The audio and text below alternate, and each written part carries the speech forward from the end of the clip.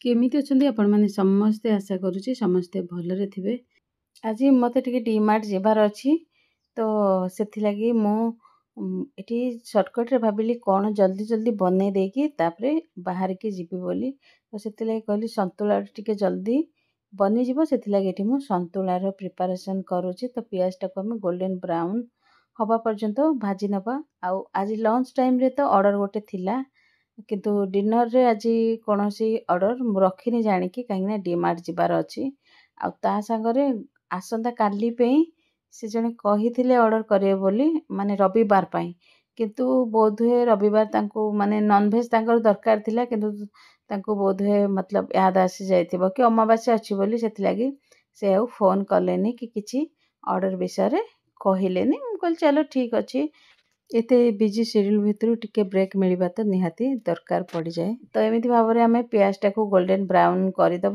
पियाज रे संतुला रे सोरिष जीरा दुईटाक फुटाए आ पियाज टा गोल्डन ब्राउन आमर हो गला संतुला रे मु दुईटा जाक पकाए माने पियाज और रसुण दुईटाक एका सांगरे पकाए। परिबा तो आप निज चॉइस रो किछि भी ऐड करि पारिबे। कई कई केवल रसुण फुटाती कई केवल पियाज फुटाती तो आपन टोटाली डिपेंड करुचे।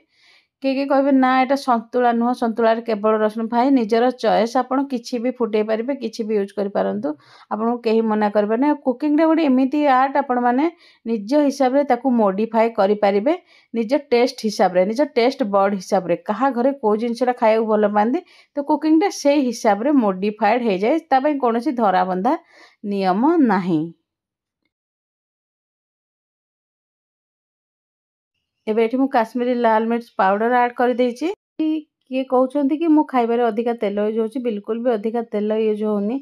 आपण माने तेल रे जदि काश्मीरी लाल मिर्च पाउडर टाकू पकेबे अल्प टिके तेल पकेले भी देखिबे सेटा ऊपर भासीबो तेल परी रेड रेड हेकी तो सेथि लागि आपनको लागुथिबो कि बहुत तेल मु यूज करूछि। एबे मु एठी कंचा लंका और रसुण छेचिकी ऐड कर देछि। तो संतुला रे एटा बड़ीटा पकाउछि एथिलागि कि माने गुंड बड़ीटा आपण देखि पारथि सेटा घरु आनला बेले बड़ीटा गुंड हो जाए। तो बड़ी तो मु एठी बेसी भी माने आनेनी जेते बेले केवल घरु आसे सेतिकी ही आने कहीं ना घरे आ केही खांतिनी मते छाड़ी देले तो सेथिलागि गुंड बड़ीटा भाबिली संतुला रे केतेले पके देले सेटा काम रे आसीबो हरी और खाई हे जिवो सेथिलागि संतुला रे ऐड कर देछि।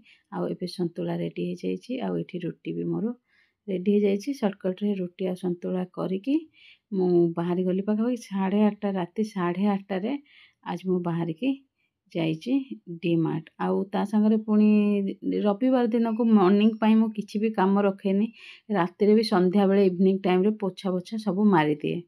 तो एबे जाउछि जिबी डीमार्ट को आउ डीमार्ट रे ए दुईटा जिनस रिटर्न करिबार थिला डेट जेहेतु मतलब चली जाउथिला सेथि लागि आ डीमार्ट रो गोटे जिनस भल लागे से माने तुरंत टंके 2 टंका काटिकी 2-3 टंका पर आइटम रे काटिकी से माने पैसा टाको रिटर्न कर दियंती। आ एटा सबुटु भल लागे आपन इच्छा आपण माने एक्सचेंज रे किछि नबाक पड़ियो सेमती किछि नाही आपण माने चाहिले जिनस नै पारि आपण जे दरकार न से एठी आपण काउंटर रे फास्ट रो पैसाटा रिटर्न कर दियंती।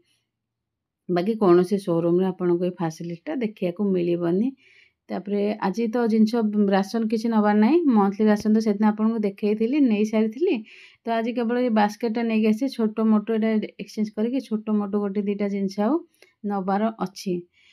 तापर जाकि इलेक्ट्रिक स्टेशन रे पहुँचली सेठी मोर गोटे एग बॉयलर दरकार थिला मोर एकटा बॉयल कला बेले प्राय फाटी जाए तो सेथिलागि एग बॉयलरटे नाको आसिली किंतु खोजु खोजु देखु देखु आउ गोटे जिनस मते मिलीगला जोटा खरा दिन पाई बहुत दरकार। तो ये जो फैंड आपण देखुछंती एटा 549 रो आउ एटा जोटा जा तळे 549 लेखा है जे सेटा टिके बड़ अछि आठु तो सेटा हो जे 999 रो एटा आपण माने देखि पारुथिबे। आगो मते लागिला बड़टा बोधे 549 रो सेथिलागि आगो तो मन बने देथिले आनिबाकू किंतु हां 999 जानला परे प्राइस टा अधिका लागिला माने एकदम दिमाग रे जोटा सेट हो जाए ना तो सेमिति ही हुए एमती भाबी के आउ तापरे नै के आसिलिनी देखिबा आनिबा नेक्स्ट टाइम गले।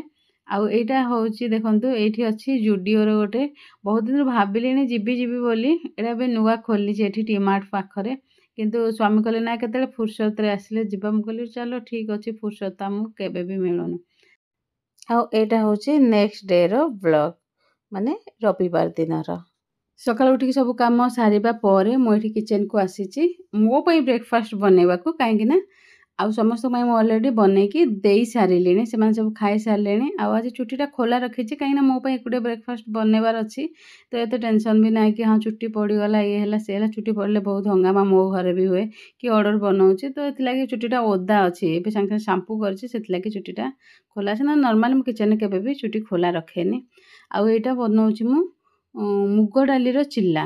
ମୁଗ ଡାଲିଟାକୁ ବାଟିକି ତାର ଏଇଟା ମୁଁ ଚିଲ୍ଲା ପ୍ରିପାରେସନ୍ କରୁଛି। ନର୍ମାଲି ଚକୁଳି ପରିକା ଯେମିତି ବନେ ସେମିତି ବନିବ। ଆଉ ଏଇଟା ହାଇ ପ୍ରୋଟିନ୍ ଗୋଟେ ବ୍ରେକଫାଷ୍ଟ ଆପଣମାନେ କହିପାରିବେ। ତ ଏ ଚିଲ୍ଲା ସାଙ୍ଗରେ, ଚିଲ୍ଲାରେ ତ ଏମିତି ବହୁତ ସାରା ଭେଜିଟେବୁଲ୍ ପକେଇକି ହିଁ ବନାନ୍ତି। ତାକୁ ଚଟଣି ସାଙ୍ଗରେ ଆପଣମାନେ ଖାଇପାରିବେ। କିନ୍ତୁ ଆଜି ମୁଁ ଭେଜିଟେବୁଲ୍ସ କିଛି ପକେଇନି। ତରକାରୀ ଥିଲା ତ କହିଲି ସନ୍ତୁଳାଟା କାଲିର ବଳିଥିଲା। ସନ୍ତୁଳାର ମୋର ବେଶୀ ଭକ୍ତ ଘରେ ନାହାନ୍ତି। ତ ସେଥିଲାଗି ସନ୍ତୁଳାଟା ଯେତେବେଳେ ବି କଲେ ମୋର ବଞ୍ଚିଯାଏ। ତ କହିଲି ସନ୍ତୁଳା ସାଙ୍ଗରେ ଖାଇଦେବି। ତା ସାଙ୍ଗରେ ଆଳୁ କଷା ବି ଅଳ୍ପ ଟିକେ ଥିଲା। ତ ଭାବିଲି ସନ୍ତୁଳା ଆଉ ଆଳୁ କଷା ତା ସାଙ୍ଗରେ ଖାଇଦେବି। ଆଉ କିଏ ସବଜି ପୁଣି କାଟୁଛି, ସେଥିରେ ଆଡ଼୍ କରୁଛି। ତା ସାଙ୍ଗରେ କ୍ୟାପ୍ସିକମ୍ ବି ଘରେ ସରିଯାଇଥିଲା, ସେଥିଲାଗି। ଏଇଟା ନର୍ମାଲ ୟେଲୋ ମୁଗ ଡାଲିଟାକୁ ବତୁରେଇକି ତିଆରି କରିଛି। ଆଉ ଛିଲ୍କା ବାଲା ମାନେ ଯେଉଁଟା ଇଏ ବାଲା ଚୋପା ବାଲା ରହେ ସେଇଟା ଏତେ ମୋତେ ଭଲ ଲାଗେନି। ଏଇଟା ବିନା ଛିଲ୍କା ବାଲାଟା ଭଲ ଲାଗେ। କିନ୍ତୁ ହଁ ଦେହ ପାଇଁ ଛିଲ୍କା ବାଲାଟା ବହୁତ ଭଲ, ମାନେ ବହୁତ ଫାଇବର ଥାଏ ସେଥିରେ। ତ ଏମିତି ଭାବରେ ଆଜିର ବ୍ରେକଫାଷ୍ଟ। ଆଉ ସମସ୍ତଙ୍କ ପାଇଁ ଆଜି ମୁଁ ବ୍ରେଡ଼୍ ବନେଇଥିଲି ଘରେ ଆଉ ସମସ୍ତଙ୍କ ପାଇଁ। ତ ଚିଲ୍ଲାଟା ନା ଆପଣ ଯଦି ନର୍ମାଲି ଏଇଟା ତିଆରି କରୁଛନ୍ତି ଟିକେ ପଚ ଟାଇପ୍ର ହୁଏ, ମାନେ ଭିତରଟା ଟିକେ ପଚ ଟାଇପ୍ର ହୁଏ, କଞ୍ଚା ରହେ। ତ ତାକୁ ଆପଣମାନେ କରିବା ପାଇଁ ହେଲେ ତାକୁ ଏମିତି ତାୱାରେ ସିମ୍‌ରେ ପୁରା ତାକୁ ଛାଡ଼ି ଦିଅନ୍ତୁ। ପାଖାପାଖି 10ରୁ 15 ମିନିଟ୍ ପୁରା ସିମ୍‌ରେ, ଯେଉଁଟା ଗ୍ୟାସ୍‌ଟା ଆପଣଙ୍କର ପୁରା ସିମ୍ ହେଉଛି ସେଇଥିରେ ଛାଡ଼ି ଦିଅନ୍ତୁ। ସେଇଥିରେ ଛାଡ଼ିଲେ ଏଇଟା ପୁରା ବହୁତ କୁଡ଼କୁଡ଼ିଆ ବନିବ ଆଉ ବହୁତ ଭଲ ବି ବନିବ। ସେଇ ସେମ୍ ତେଲ ଆମାଉଣ୍ଟ ସେତିକି ରହିବ, ସବୁକିଛି ସେତିକି ରହିବ। ଆକ୍ଚୁଆଲି ଏଇଟା ଭିତରଟା ଟିକେ କୁକ୍ ହେବାକୁ ଟାଇମ୍ ଲାଗେ। ସେଥିଲାଗି ଏଇଟାକୁ ଟିକେ ସିମ୍‌ରେ ଆପଣମାନେ, ଚକୁଳିଟା ଆମର ବହୁତ ଜଲ୍ଦି ହେଇଯାଏ କିନ୍ତୁ ଏଇଟା ହୁଏନି। ଏଇଟା ପାଇଁ ଟିକେ ଆପଣଙ୍କୁ ଟାଇମ୍ ଦେବାକୁ ପଡ଼ିବ। ଆଉ ଟାଇମ୍ ଦେଇକି ବନେଇଲେ ଏଇଟା ବହୁତ ହି ଭଲ ଲାଗେ ଆଉ ଟେଷ୍ଟି ବି ଲାଗେ। ଆଉ ଏଇଟା ହାଇ ପ୍ରୋଟିନ୍ ଯେହେତୁ ବ୍ରେକଫାଷ୍ଟ, ଶରୀର ପାଇଁ ବି ବହୁତ ଭଲ। କାହିଁକିନା ଭେଜିଟେରିଆନ୍ ପ୍ରୋଟିନ୍ ସୋର୍ସ ତ ବହୁତ କମ୍। ସେଥିଲାଗି ଏଇଟା ଗୋଟେ ବହୁତ ଭଲ ପ୍ରୋଟିନ୍ ବ୍ରେକଫାଷ୍ଟ। ଆଉ ଏବେ ଯାଉଛି ମୁଁ ମୋର ବ୍ରେକଫାଷ୍ଟ କରିବା ପାଇଁ। ଆଉ ଆଜି ଅର୍ଡ଼ର ତ କିଛି ରଖିନି, ଯେମିତି ମୁଁ ଆଗରୁ କହିଛି। ତ ଭାବିଲି ଆଜି ଟିକେ ଯିବା ଜଗନ୍ନାଥ ମନ୍ଦିରକୁ ପ୍ରସାଦ ପାଇବା ପାଇଁ। ତ ଯେତେବେଳକୁ ମନେ ପଡ଼ିଲା ବେଳକୁ ଦେଖିଲା ବେଳକୁ ତାର ଟାଇମ୍ ଚାଲିଗଲାଣି। ତାଙ୍କର ମର୍ଣ୍ଣିଂରୁ 8ଟାରୁ ବୁକ୍ କରିବାକୁ ପଡ଼ିବ ଯଦି ଲଞ୍ଚ ଦରକାର ଆପଣଙ୍କର। ଆଉ ଖରା ବି ଏତେ ଜୋରରେ ହେଉଥିଲା ନା, ଇଚ୍ଛା ବି ହେଉନି ଘରୁ ବାହାରିକି କୁଆଡ଼େ ଗୋଟେ ଯିବା ପାଇଁ। ଏଠି ସାଇଡ଼୍ରେ ମୁଁ ଆଳୁଟାକୁ ବି ଗରମ କରିଦେଲି। ଏବେ ଯାଉଛି ଖାଇବା ପାଇଁ। ତ ଆଶା କରୁଛି ଆଜିର ବ୍ଲଗ୍ଟା ଆପଣଙ୍କୁ ନିଶ୍ଚିନ୍ତ ଭାବେ ପସନ୍ଦ ଆସିଥିବ। ଯଦି ବ୍ଲଗ୍ ପସନ୍ଦ ଆସିଥାଏ ତେବେ ଭିଡ଼ିଓକୁ ଲାଇକ୍ ଆଉ ସେୟାର କରିବାକୁ ଭୁଲିବେନି। ପ୍ରଥମ ଥର ମୋର ଭିଡ଼ିଓ ଦେଖୁଥିଲେ ମୁଁ ଦୀପ୍ତି, ମୁଁ ନୋଇଡା ଏକ୍ସଟେନସନରେ ଚଲାଉଛି ନିଜର କ୍ଲାଉଡ୍ କିଚେନ୍।